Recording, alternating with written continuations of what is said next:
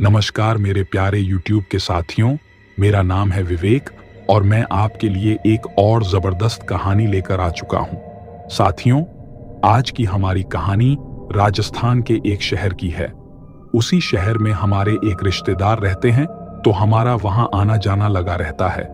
आजकल आपको पता ही है कि मैं किसी भी हॉन्टेड जगह को देखकर ज्यादा आश्चर्यचकित हो जाता हूं, क्योंकि मुझे उस जगह के बारे में जानने की उत्सुकता रहती है, ताकि मैं वह जानकारी आपके साथ भी साझा कर सकूं। कुछ समय पहले मैं अपने रिश्तेदार के यहां जा रहा था। उसी शहर में मैंने एक बहुत ही पुराना खंडहर देखा। वह खंडहर घास फूस से भरा हुआ था और उस पर बहुत ज्यादा धूल मिट्टी जमी हुई थी। जब मैंने अपने रिश्तेदार से इसके बारे में जानने की कोशिश की, तो उन्होंने कहा कि यह काफी समय से ऐसा ही है और यह एक बेहद भूतिया जगह है। यहाँ शहर का या आसपास के पड़ोसी कोई भी नहीं जाते। कहा तो यह भी जाता है कि यहाँ कई तांत्रिक और पंडित भी आ चुके हैं, लेकिन वह भी इस जगह को शाप मुक्त नहीं कर पाए। ये सुनकर मेरे अंदर और भी ज्यादा उत्सुकता बढ़ गई। मैंने उस मकान के बारे में पूरी जानकारी निकाली। पता करने पर मालूम हुआ कि इस जगह की कहानी आज की नहीं, बल्कि आज से 30 साल पुरानी है। पिछले 30 सालों से यह जगह ऐसी ही बनी हुई है। इस जगह को कई बार बेचने की कोशिश भी की गई है, लेकिन कोई इसे खरीद नहीं पाता। जैसे ही मकान के अंदर कोई जाता है, वहां एक अजीब सी ऊर्जा का माहौल बन जाता है। उस नकारात्मक ऊर्जा के कारण व्यक्ति का सांस लेना भी मुश्किल हो जाता है। साथियों, यह सब जानकर मेरे भी रोंगटे खड़े हो गए। मुझे कुछ भी समझ में नहीं आ रहा था। मैंने आपको अब तक कई कहानियां सुनाई हैं, लेकिन इस कहानी के अंदर कई सवाल खड़े हो रहे थे, जिनके जवाब मुझे भी नहीं मिल रहे थे। अब देखते हैं कि आप उन सवालों का जवाब ढूंढ पाते हैं या नहीं। तो उस पूरी घटना को शुरू करने से पहले मैं आपसे यही कहूंगा कि हम आपके लिए इतनी मेहनत से कमाल की कहानियां लेकर आते हैं, लेकिन अभी भी कई लोग हमारी फैमिली के सदस्य नहीं बने हैं। तो चैनल को सब्सक्राइब करके इस रिश्ते की गांठ को मजबूत कर लीजिए, ताकि हर रोज आपको बेहतरीन कहानियां सुनने को मिल सकें। और हाँ, जो लोग यह कहानी सुन रहे हैं, वे अपना प्यारा सा नाम कमेंट जरूर करें। अब चलिए कहानी शुरू करते हैं। यह कहानी सुमित्रा नाम की एक महिला की है, जो अब इस दुनिया में नहीं है। उस महिला के साथ जो हुआ, वह किसी के भी रोंगटे खड़े कर देगा। आज से लगभग 30 साल पहले पुलिस स्टेशन में एक फोन आया।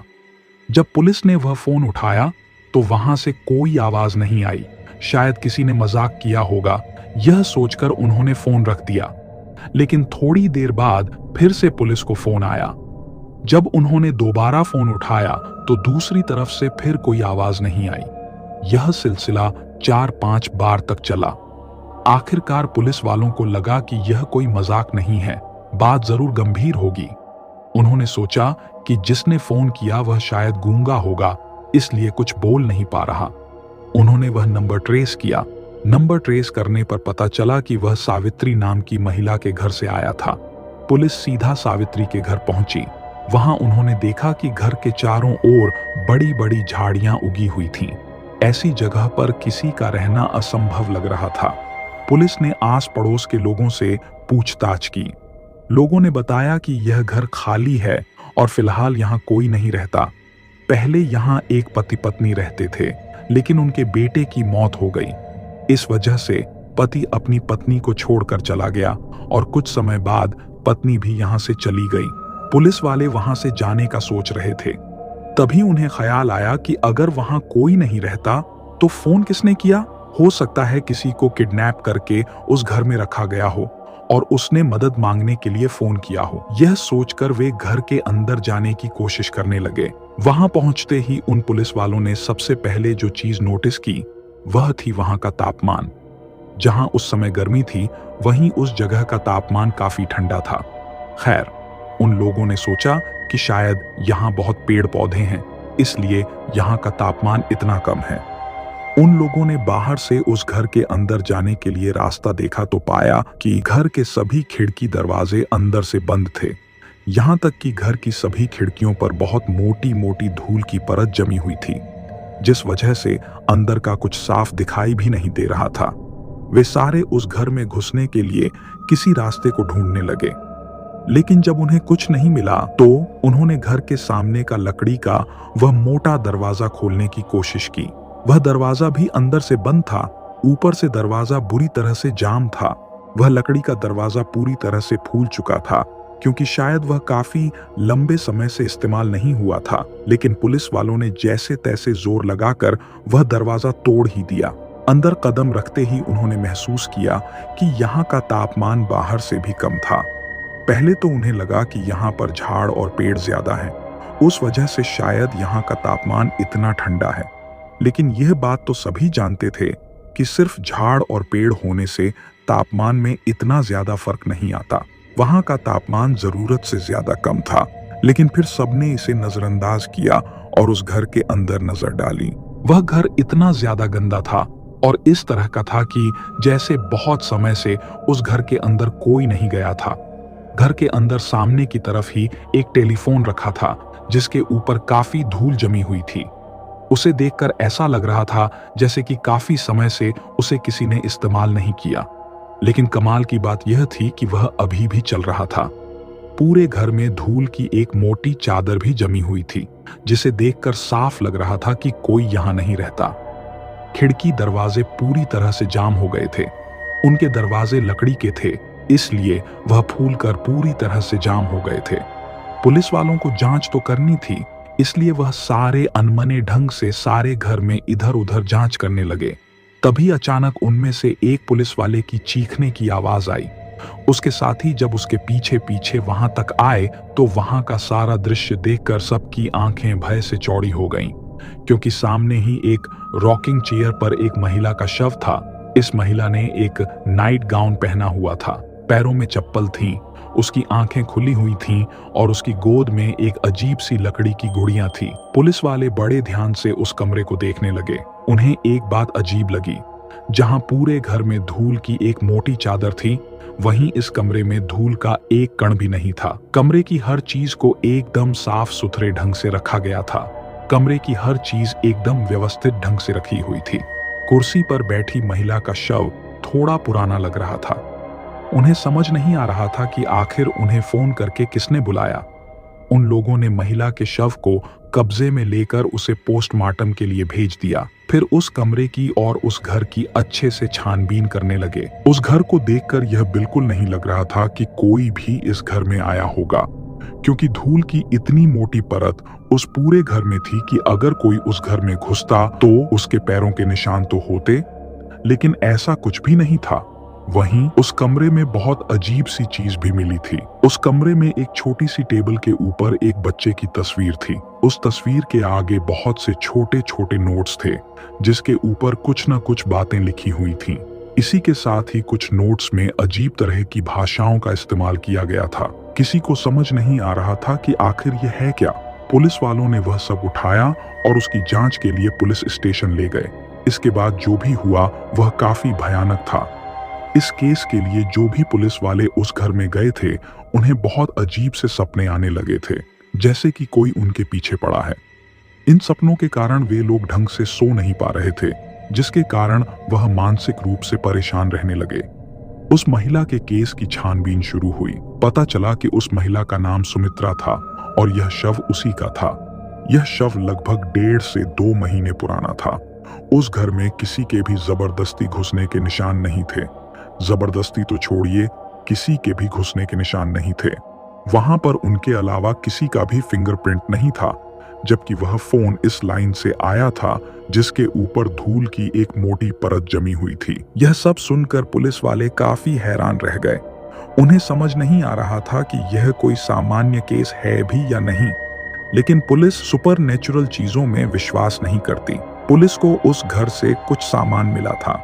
वह सामान कोई सामान्य सामान नहीं, बल्कि काले जादू का सामान लग रहा था। क्या हुआ था सुमित्रा के साथ उस घर में? क्यों उसका शव ऐसे पाया गया? और उसके परिवार वाले कहाँ थे? यह सब जानने के लिए हमें कुछ समय पहले जाना होगा। दरअसल सुमित्रा की शादी विनोद से हुई थी। विनोद काफी समझदार और सभ्य किस्म का इंसान था। वे दोनों चाहते थे कि उनका काफी बड़ा और हंसता खेलता परिवार हो। इसलिए वे दोनों बहुत लगन से इसके लिए पैसा जुटा रहे थे। उनकी शादी के कुछ समय बाद सुमित्रा ने रवि को जन्म दिया। जन्म से वे दोनों काफी खुश थे।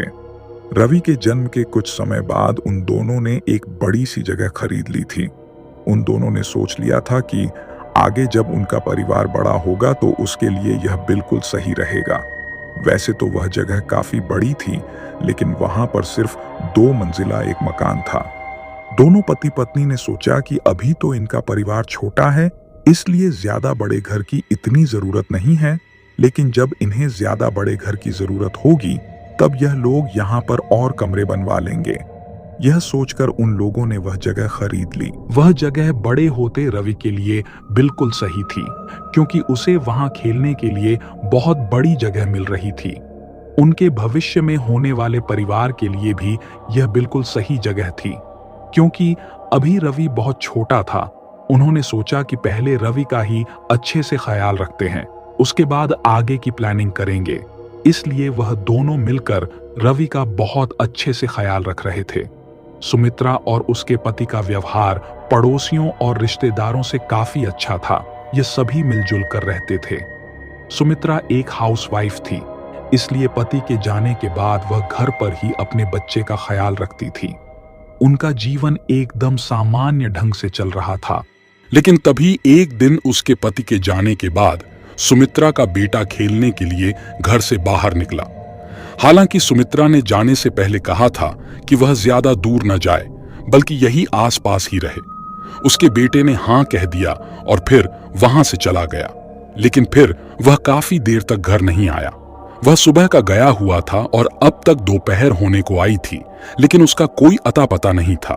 सुमित्रा को लगा कि शायद वह अपने दोस्तों के साथ खेलने में ज्यादा ही व्यस्त है, इसलिए उसने भी इसमें कुछ नहीं किया और बस अपने घर के काम निपटाने लगी। दोपहर से शाम होने लगी, लेकिन अभी तक उसका बेटा घर नहीं आया था। अब सुमित्रा को चिंता होने लगी। उसने घर से बाहर निकलकर जिन बच्चों के साथ उसका बेटा खेलता था उनसे पूछताछ की, मेरा बेटा क्या तुम्हारे साथ खेलने आया? सभी बच्चों ने एक ही जवाब दिया, नहीं, आज तो वह रवि के साथ बिल्कुल नहीं खेले। यह सुनकर सुमित्रा काफी घबरा गई और वापस घर आ गई। घर आकर उसने सोचा कि हो सकता है रवि उसके घर के आसपास ही खेल रहा होगा। उनकी प्रॉपर्टी काफी बड़ी थी जिसमें वे रह रहे थे, इसलिए वह इस प्रॉपर्टी में आसपास घूमने लगी। उस जमीन पर पीछे की तरफ एक छोटा सा तालाब बना हुआ था। सुमित्रा रवि को ढूंढते ढूंढते वहां तक आई। वहां जाकर उसने जो देखा उसे अपनी आंखों पर यकीन नहीं हुआ, क्योंकि तालाब के ऊपर रवि का शव तैर रहा था। सुमित्रा ने जैसे तैसे खुद को संभाला और फिर तालाब के पानी में कूदकर रवि के शव को बाहर निकाला। वैसे तो रवि मर चुका था, लेकिन फिर भी सुमित्रा के मन में एक आस थी कि शायद रवि जिंदा हो। उसने रवि की नस टटोली, उसके दिल की धड़कन चेक की, लेकिन रवि का शरीर एकदम शांत पड़ा हुआ था। यह देखकर सुमित्रा को बहुत दुख हुआ। उसने रवि को अपनी गोद में उठाया और फिर उसे लेकर रोते हुए अपने घर की तरफ चल पड़ी। घर आकर उसने रोते हुए अपने पति को फोन लगाया और उसे सारी बात बताई। यह सुनकर रवि के पिता विनोद दौड़ते हुए घर आए। उन्होंने भी अपनी तरफ से रवि को जगाने की कोशिश की, लेकिन रवि इस दुनिया को छोड़कर हमेशा हमेशा के लिए जा चुका था। रवि के पिता इसके लिए सुमित्रा को जिम्मेदार ठहराने लगे और बोले, आखिर तुम कहां थी जब रवि उस तालाब में गिर रहा था? इस पर सुमित्रा कुछ न बोली। वह अपने होशो हवास खो बैठी थी। वह बस कैसे भी करके अपने बेटे को वापस पाना चाहती थी, लेकिन यह संभव नहीं था। रवि के पिता ने पड़ोसी और रिश्तेदारों के साथ मिलकर अंतिम संस्कार करवाया और फिर सामान्य जीवन जीने की कोशिश करने लगे।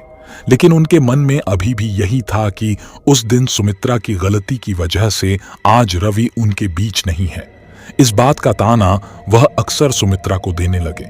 सुमित्रा को अपने बेटे के जाने का इतना दुख था, ऊपर से विनोद की ऐसी बातों ने उसको अंदर ही अंदर तोड़कर रख दिया था, इसलिए वह अंदर ही अंदर घुटने लगी थी।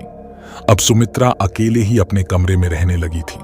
वह पूरे घर को गंदा रखती और किसी काम को हाथ न लगाती। बस रवि के कमरे को एकदम साफ सुथरा करके रखती, जैसे वह पहले किया करती थी। वह रवि की हर चीज का अच्छे से ख्याल रखती और कभी कभी ऐसा बर्ताव करती जैसे रवि अब भी उनके साथ ही है। एक रोज सुमित्रा का पति जल्दी घर आ गया। घर का दरवाजा खुला हुआ था, इसलिए वह बिना दरवाजा खटखटाए अंदर आ गया।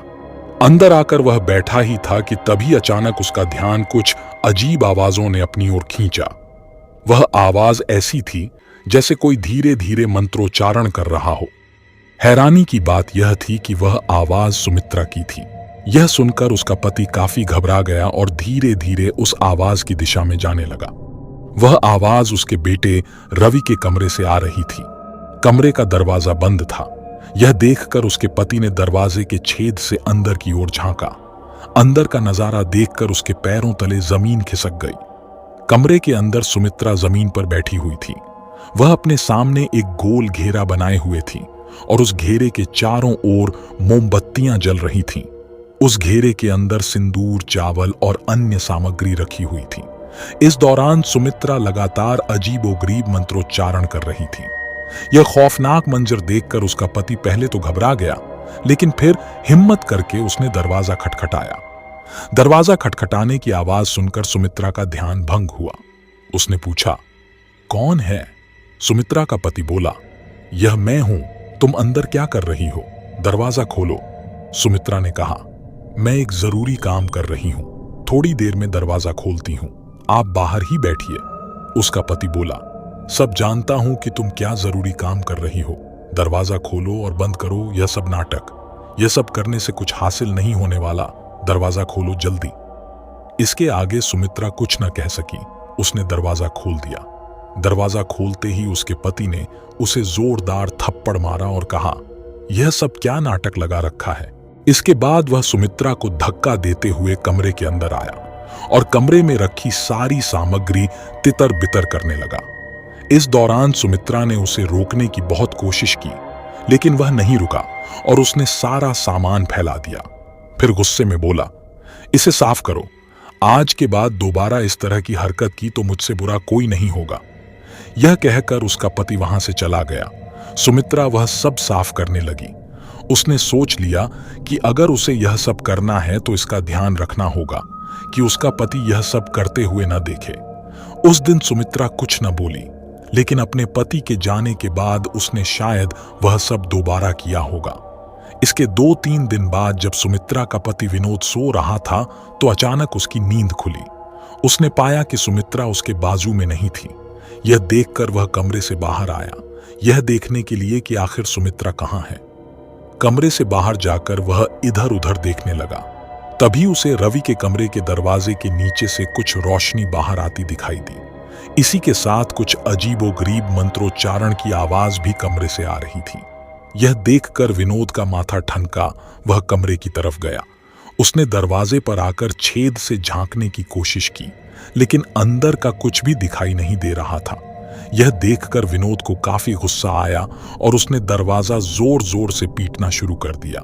उसके ऐसा करते ही अंदर से मंत्रोच्चारण की आवाज अचानक बंद हो गई। फिर विनोद ने कहा, सुमित्रा, मुझे पता है कि तुम अंदर हो, दरवाजा खोलो जल्दी, हुत हो गया तुम्हारा नाटक। कुछ देर बाद सुमित्रा ने दरवाजा खोला। अब इससे पहले कि वह कुछ बोलती, विनोद ने उसे पीटना शुरू कर दिया। जब वह उसे मार मार कर थक गया तो बोला, आज के बाद इस घर में ऐसा कुछ किया तो देख लेना, मुझसे बुरा कोई नहीं होगा। सुमित्रा इन सब से काफी डर गई थी, लेकिन उसके मन में अभी भी अपने बेटे से मिलने की तीव्र इच्छा थी। अब उसे मारपीट भी कम लगने लगी थी। तब उसने इन सब से निकलने का एक रास्ता खोजा। सुमित्रा ने अगले दिन से विनोद के रात के खाने में नींद की दवाई मिलाना शुरू कर दिया। वह खाना खाकर विनोद पूरी रात चैन की नींद सोता। वहीं सुमित्रा अलग अलग तरह के काला जादू कर अपने बेटे से बात करने की कोशिश करती, लेकिन उसकी कोशिश सफल नहीं हो रही थी। वह विनोद के जाने के बाद हर रोज अलग अलग तरह का काला जादू करने की कोशिश करती। वहीं रात में विनोद के सोने के बाद भी अलग अलग तरह का काला जादू करने की कोशिश करती, लेकिन उसकी कोशिश सफल नहीं हो रही थी। हालांकि इसके कारण उसके घर का वातावरण थोड़ा ठंडा जरूर हो गया था, लेकिन सुमित्रा ने इस बात पर कोई ध्यान नहीं दिया। विनोद को आजकल अपने घर में कुछ अजीब सा लगने लगा था, जैसे कि कोई उसे छुप छुप कर देखता हो। यह देखकर उसे काफी अजीब लगा, लेकिन उसने इसे अपने मन का वहम ही समझा। फिर एक दिन जब विनोद की छुट्टी थी तो वह अपने घर पर आराम से टीवी देख रहा था। इसी दौरान उसे रसोई में से कुछ आवाज आई, जैसे कि कोई आपस में फुसफुसा रहा हो। सुमित्रा और विनोद के अलावा उस घर में कोई नहीं था और सभी लोगों के घर उनके घर से काफी दूर दूर थे। इसलिए विनोद को लगा कि आवाज ऐसे नहीं आ सकती। विनोद अपनी जगह से उठा और किचन की ओर बढ़ गया। किचन में आकर उसने देखा कि किचन में कोई नहीं था। फिर अगले ही पल उसे गैस लीक होने की गंध आई। विनोद ने बिना अधिक समय गंवाए गैस बंद किया। आज उसने फिर सुमित्रा से पूछा, आखिर यह सब क्या है? तुमने इसको ऐसा खुला क्यों छोड़ा? सुमित्रा ने जवाब दिया, मैं तो अभी रसोई में गई ही नहीं, मैं कपड़े धो रही थी। मुझे नहीं पता कि यह गैस किसने खोला। खैर, विनोद ने इसे नजरअंदाज किया, लेकिन फिर भी ऐसी घटनाएं अब ज्यादा घटने लगी थीं। विनोद अपनी किसी चीज को रखता कहीं और वह उसे मिलती कहीं और। उसने सुमित्रा से इस बारे में बात की, लेकिन सुमित्रा ने कहा कि वह कुछ नहीं जानती। यह सब सुनकर अब विनोद को थोड़ा डर लगने लगा। उसे लगने लगा कि कहीं उसके बेटे की आत्मा तो यह सब नहीं कर रही। इसीलिए उसने घर में हवन वगैरह कराने की सोची। कुछ दिनों बाद वह एक पंडित को वहां लेकर आया। घर में घुसते ही पंडित को काफी अजीब लगा। उसने विनोद से कहा, तुम्हारे घर में बहुत ही ज्यादा मात्रा में नकारात्मक ऊर्जा है। क्या यहां पर तुम कुछ अजीब घटना महसूस करते हो? विनोद ने उन्हें सारी बात बता दी, जो भी यहां पर इतने दिनों में घट रहा था। यह सुनकर वह पंडित बोला, हो ना हो तुम्हारे घर के ऊपर किसी ने टोना टोटका किया है, तभी यह सब हो रहा है। लेकिन तुम चिंता मत करो, हम फिलहाल तो पूजा कर लेते हैं। उसके बाद यह बाधा कैसे दूर करनी है वह सोचेंगे। उसके बाद उस घर में हवन किया गया, लेकिन इस दौरान उस हवन की अग्नि बार बार शांत हो रही थी, जिसे देखकर विनोद काफी घबरा गया था, क्योंकि हवन के दौरान अग्नि का बार बार शांत होना अच्छा संकेत नहीं माना जाता है। हवन पूरा होने के बाद पंडित ने पूरे घर में पवित्र गंगा जल का छिड़काव किया और फिर विनोद से कहा, तुम्हारे घर में कुछ तो अजीब है। जल्दी ही तुम्हें किसी तांत्रिक से बात करनी होगी, क्योंकि वह जो कुछ भी तुम्हारे घर में है वह आज नहीं तो कल तुम्हें भी नुकसान पहुंचा सकता है। इसलिए बेहतर यही होगा कि तुम इसके बारे में कुछ करो। मेरे पहचान के कुछ विद्वान तांत्रिक पंडित हैं, जो इसमें तुम्हारी शायद कुछ सहायता कर पाएंगे। मैं उनसे तुम्हारी सहायता करने के लिए बोलूंगा। उसके बाद विनोद ने उस पंडित को उसकी दक्षिणा आदि दी और फिर वह पंडित घर से चला गया। लेकिन आज घर में हवन होने के कारण घर में ठंडक पहले के मुकाबले काफी कम लग रही थी। यह देखकर विनोद को काफी अच्छा लग रहा था। पहले तो उसे लगा कि शायद हवन की अग्नि के कारण यहाँ की ठंडक थोड़ी कम हुई है, लेकिन फिर उसने सोचा कि शायद बात सिर्फ इतनी सी नहीं है। 2-4 दिन बाद उस पंडित के जान पहचान के एक विद्वान तपस्वी उस पंडित के साथ विनोद के घर आए। उन्होंने कहा, मुझे तुम्हारे बारे में इन्होंने सब बता दिया है, लेकिन चिंता मत करो, मैं सब सही कर दूंगा। उसके बाद उन्होंने कुछ अजीब से मंत्र उच्चारण करने शुरू किए। उनके हाथ में कुछ नींबू वगैरह थे, जिनके ऊपर कील लगाकर उन्होंने विनोद को दिए और कहा, इसे अपने घर के हर कोने में ले जाकर रख देना और ध्यान रहे इसे वहां से मत हटाना। कल मैं जब यहां आऊंगा तब तुम मुझे यह लाकर देना। विनोद ने उनकी बात मान ली और फिर नींबू को घर के सभी कोनों में रख दिया। अगले दिन वह तपस्वी दोबारा वहां आए और विनोद को वह नींबू लाने के लिए कहा। विनोद ने वह नींबू लाकर उन तपस्वी को दिए। उस तपस्वी ने वह नींबू लिए और फिर कुछ अजीब से मंत्रों का उच्चारण करना शुरू किया। थोड़ी देर बाद उन्होंने मंत्र उच्चारण बंद कर उस नींबू में से लोहे की कीलों को निकालना शुरू किया। वह कील निकालकर विनोद को दिखाई तो विनोद हैरान रह गया, क्योंकि वह नींबू अंदर से पूरा लाल हो चुका था और कील भी लाल हो चुकी थी। यह देखकर विनोद बोला, ये सब क्या है गुरुजी? मेरे घर में सब सही तो है ना? तपस्वी बोले, वही तो सही नहीं लग रहा बेटा। मुझे लगता है तुम्हारे घर के ऊपर किसी ने कुछ किया है, क्योंकि तुम्हारे घर के ऊपर एक नहीं बल्कि कई सारी आत्माओं का वास है। क्या पहले से यह घर ऐसा था या यह अभी हाल ही में हुआ? विनोद बोला। पहले सब ठीक था गुरुदेव। मैं एकदम सामान्य जीवन जी रहा था और मेरा एक बेटा था। कुछ समय पहले उसका देहांत हो गया और उसके बाद से मेरे घर में इस तरह की अजब सी गतिविधियां होने लगीं। मुझे नहीं पता यह सब क्या हो रहा है, लेकिन अब मुझे इससे डर लगने लगा है।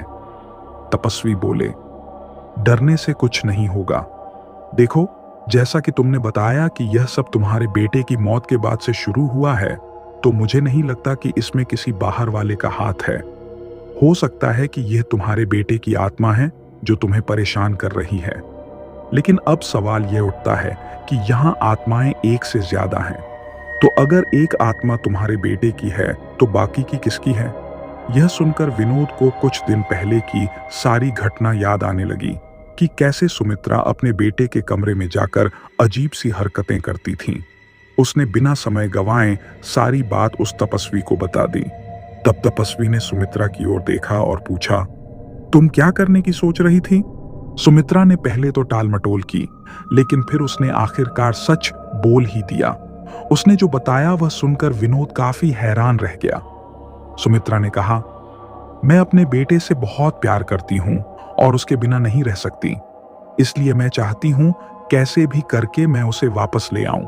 इसलिए मैंने काले जादू का सहारा लिया। मुझे बड़ी मुश्किल से एक किताब मिली, उसके अंदर कुछ क्रियाएं लिखी थीं। मैं तो वही कर रही थी, लेकिन उसमें से किसी का भी कोई असर नहीं हुआ। मैं अपने बेटे से बात ही नहीं कर पाई। लेकिन इन सब के दौरान इन्होंने मुझे पकड़ लिया।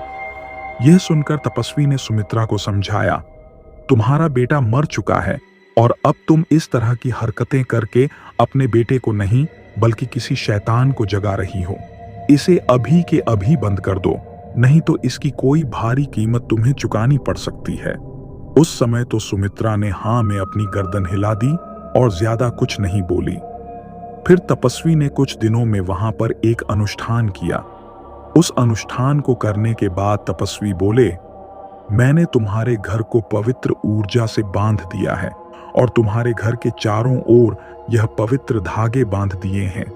अब कोई भी दुष्ट आत्मा तुम्हारे घर में नहीं आ सकती, इसलिए निश्चिंत रहो। यह सुनकर विनोद को बहुत खुशी हुई कि फाइनली अब उसे इन सब से मुक्ति मिल गई। वहीं सुमित्रा काफी परेशान हो गई थी, क्योंकि उसके हिसाब से वह किसी शैतान को नहीं बल्कि अपने बेटे को ही बुला रही थी। अगर तपस्वी बीच में नहीं आता तो वह शायद अपने मकसद में कामयाब हो जाती। खैर, तपस्वी के जाने के कुछ दिनों तक सुमित्रा ने कुछ न किया। उसने वह घर पर पवित्र धागे बंधे रहने दिए। विनोद भी 3-4 दिनों तक लगातार वह धागे जाकर देखता रहा, ताकि कहीं सुमित्रा ने उसके पीछे वह धागे खोल तो नहीं दिए।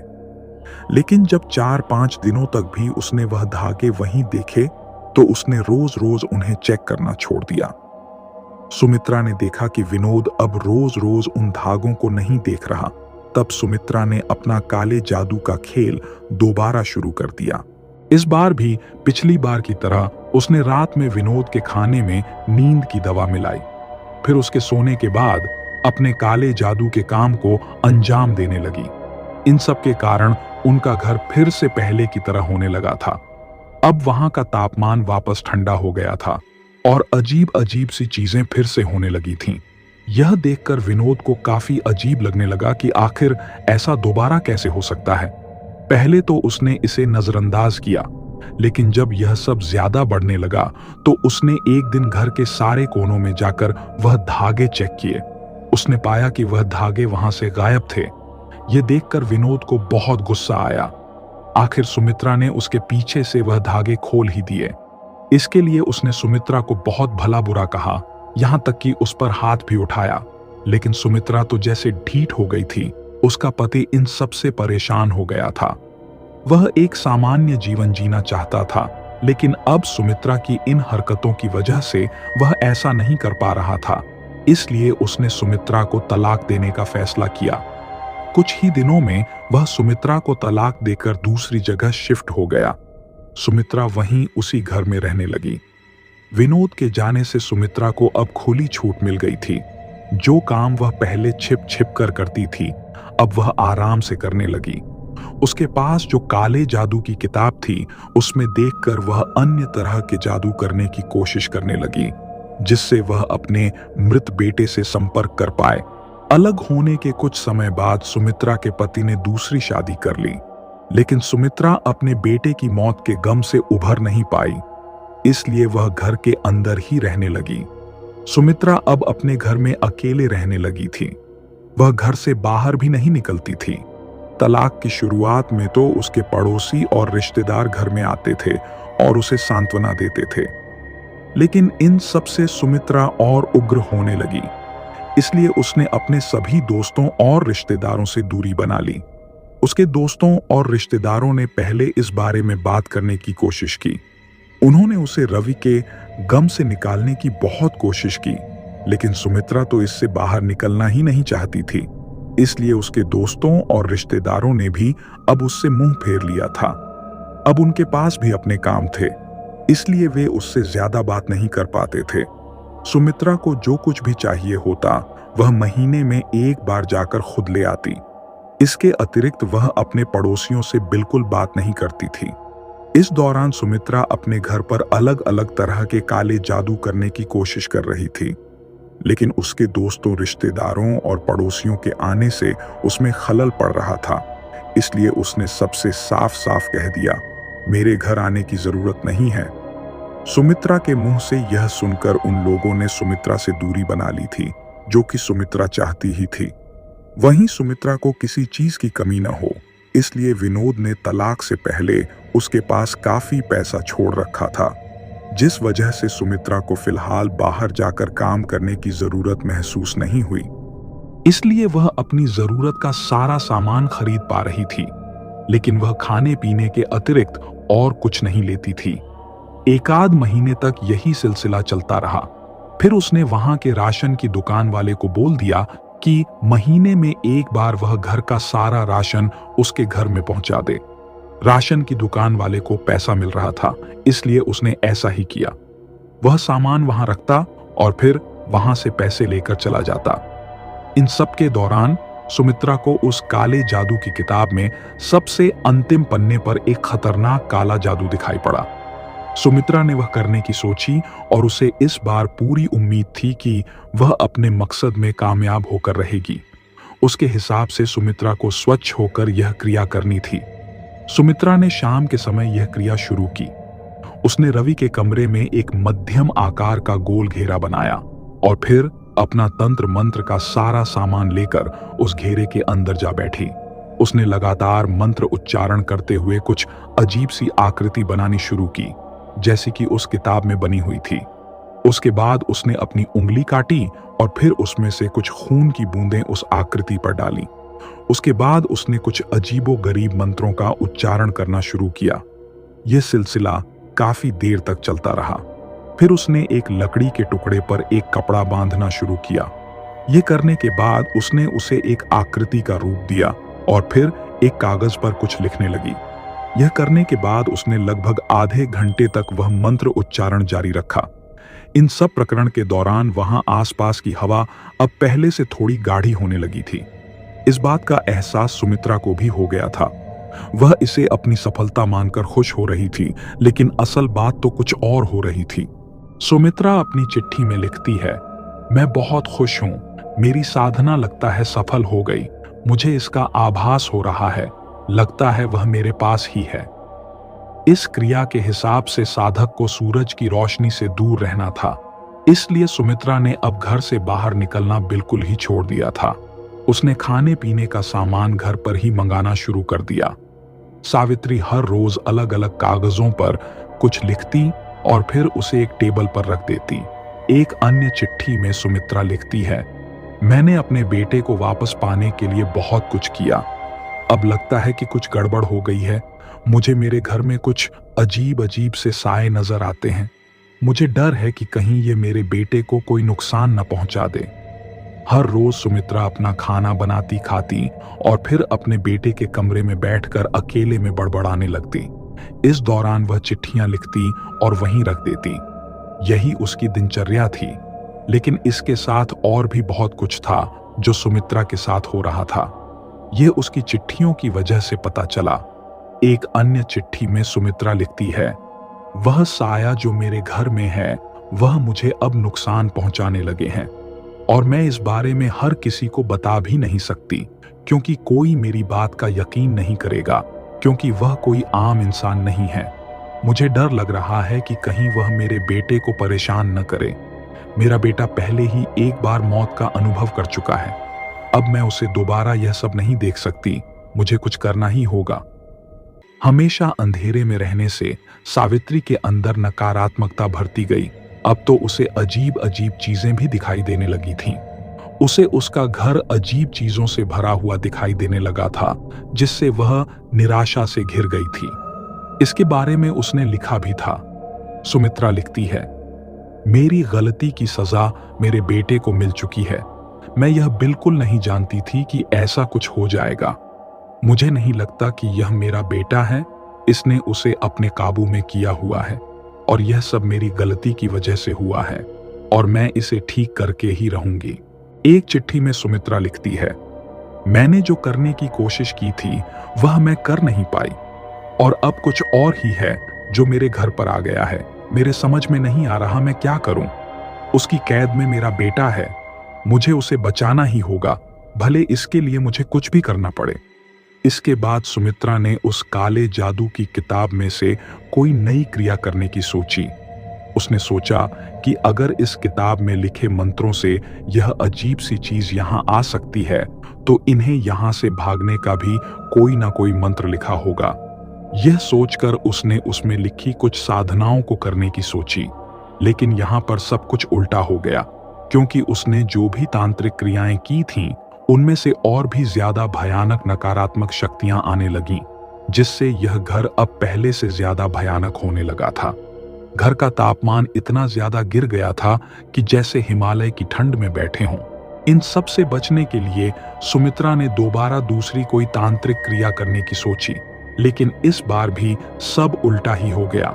वह अब कोई भी क्रिया करती तब और भी ज्यादा भयानक मात्रा में नकारात्मक ऊर्जा घर में आ जाती और उस नकारात्मक ऊर्जा की वजह से सुमित्रा को शारीरिक और मानसिक दोनों रूप से काफी मुसीबत का सामना करना पड़ रहा था। अब सुमित्रा के पैसे भी खत्म होने को आए थे और इन सब का कोई समाधान भी नहीं निकला था। इन सब के कारण सुमित्रा इतनी बुरी तरह से टूट चुकी थी कि उसने जीने की आस ही छोड़ दी थी। इसलिए अब उसने खाना पीना बिल्कुल छोड़ दिया था और वैसे भी अब घर में खाने पीने के लिए भी कुछ नहीं था। इसलिए वह काफी दिनों तक ऐसे ही भूखी प्यासी रही। लेकिन सुमित्रा इस सब के दौरान घर से बाहर बिल्कुल नहीं निकली। कुछ महीने ऐसे ही निकले और फिर सुमित्रा ने वहां से सामान लेना ही बंद कर दिया। उसके घर के आसपास बहुत लंबी लंबी झाड़ियां हो गईं, तो सब लोगों को यही लगा कि सुमित्रा यहां से चली गई। लेकिन असल में सच्चाई कुछ और ही थी। इन सब के लगभग 2-3 महीने बाद पुलिस स्टेशन में वह फोन आता है, जिसकी वजह से पुलिस को सुमित्रा की लाश मिली थी। सुमित्रा की लाश मिलने के बाद अब तक पुलिस यह मान रही थी कि वह फोन शायद सुमित्रा ने मरने से कुछ समय पहले ही किया होगा, लेकिन उनकी गलतफहमी तब टूट गई जब उन्हें सुमित्रा की पोस्टमार्टम रिपोर्ट मिली। इस रिपोर्ट के हिसाब से सुमित्रा की मौत 1.5 से 2 महीने पहले हो चुकी थी।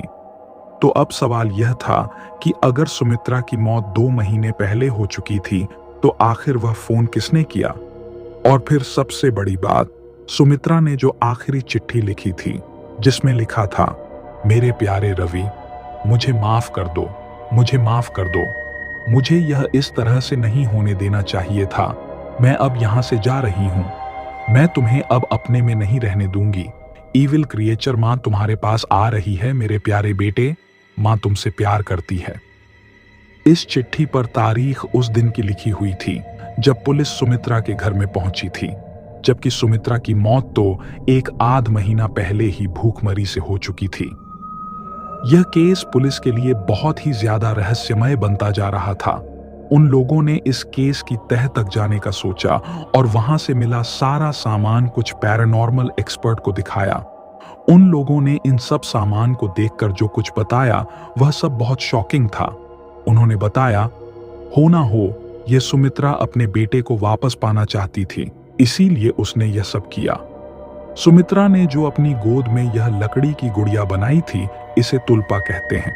यह एक तरह की डॉल है जो तिब्बत में अपने मृतक परिजनों से बात करने के लिए बनाई जाती है। इसे बनाते समय काफी सारी सावधानियां बरतनी पड़ती हैं। अगर यह गलत बन जाए तो इसका परिणाम काफी भयानक हो सकता है।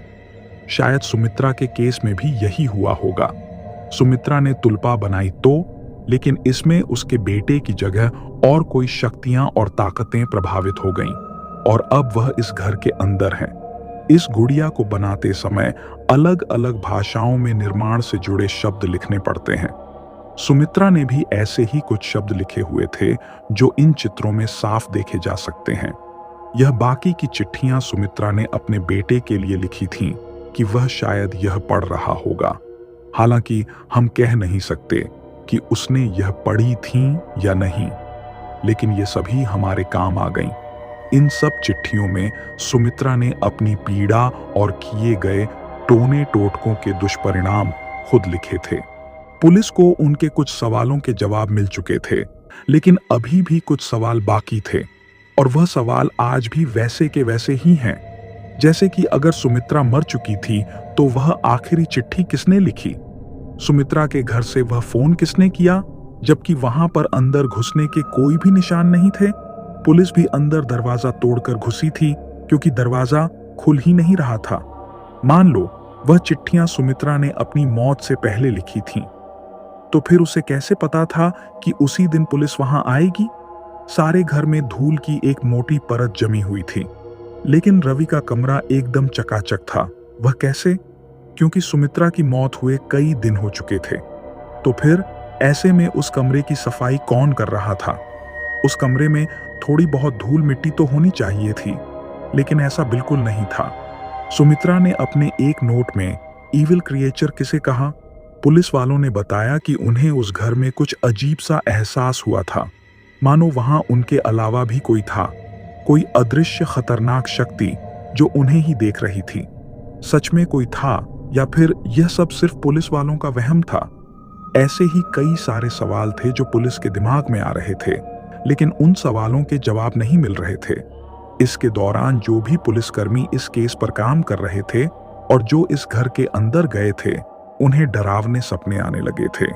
इन सब से परेशान होकर एक महिला पुलिसकर्मी जो उस दौरान उस घर में गई थी, उसने अपना घर और पता सब बदल लिया था ताकि वह और परेशान न हो। इस केस के लिए जानकारों ने 2 थ्योरी दी। पहली थ्योरी यह थी कि सुमित्रा सच में पागल हो गई थी और इसी पागलपन में उसने खाना पीना छोड़ दिया, जिससे उसकी मौत हो गई। कुछ समय बाद किसी को उसका शव मिला, लेकिन वह यह नहीं चाहता था कि उसका नाम आए, इसलिए उसने पुलिस को इस तरह के कॉल किए। दूसरी थ्योरी यह थी कि सुमित्रा का किया हुआ तंत्र मंत्र सच में काम कर गया था, जिसने उसे बाद में नुकसान पहुंचाया। पुलिस ने पहली थ्योरी को सही माना क्योंकि कानून काले जादू में विश्वास नहीं करता। कुछ समय बाद इस केस को बंद कर दिया गया। वह घर आज भी वैसे ही है, पूरी तरह से बंद। उस घर को कोई भी खरीदना नहीं चाहता। उस घर को बेचने की कई बार कोशिश की गई, लेकिन जब कोई भी उस घर के अंदर जाता है, उसे एक अजीब तरह का साया महसूस होता है। वहां की गाढ़ी हवा में सांस लेना मुश्किल हो जाता है, यहां तक कि उनके दिल की धड़कन बढ़ जाती है। इस वजह से वे सभी भी वहां से चले जाते हैं। 2005 में इस घर के शुद्धिकरण के लिए किसी को बुलाया गया। घर के अंदर से बाहर आने पर उसने कहा, मैं अपने जीवन में ऐसी बहुत सी अजीब जगहों पर जा चुका हूं, लेकिन उनमें से किसी में भी मुझे इस तरह की शक्ति का आभास नहीं हुआ जिस तरह की शक्ति का आभास इस घर में हुआ था। मेरी सांस बहुत तेज चल रही थी और मेरा दिल जोरों से धड़क रहा था। इस घर के अंदर ज्यादा देर रहना मुझे सही नहीं लगा। उसने आगे कहा, इस घर में जो कुछ भी है हर कमरे में अलग अलग है, लेकिन इतना पता है कि घर के हर कमरे में अलग अलग तरह की नकारात्मक ऊर्जा है जो कि बहुत शक्तिशाली है। हमें नहीं पता कि इस घर के अंदर किस तरह की नकारात्मक ऊर्जा है, लेकिन मैं सबसे यही कहूंगा कि इस घर के अंदर कोई न जाए और इस घर की एकदम अच्छे से जांच की जाए। किसी अच्छे बड़े तांत्रिक को बुलाकर इस घर का शुद्धिकरण कराया जाए। तो साथियों, हमारी आज की यह स्टोरी यहीं पर कंप्लीट होती है। जितना मुझे उस कांड के बारे में पता चला, उतना मैंने आपके साथ जानकारी शेयर की है। हाँ, अगर कभी भविष्य में मेरा उस ओर जाना हुआ और वहां पर कुछ नया परिवर्तन देखूंगा, तो वह आपके साथ जरूर शेयर करूंगा। तब तक के लिए इस स्टोरी को यहीं पर छोड़ते हैं। मुझे उम्मीद है कि यह कहानी आपको काफी पसंद आई होगी। अगर आपने इसे आखिर तक सुना है तो कमेंट जरूर करें। आपका नाम अगली स्टोरी में लेने की पूरी कोशिश करूंगा। और वीडियो को लाइक एंड चैनल को सब्सक्राइब जरूर करके रखिए।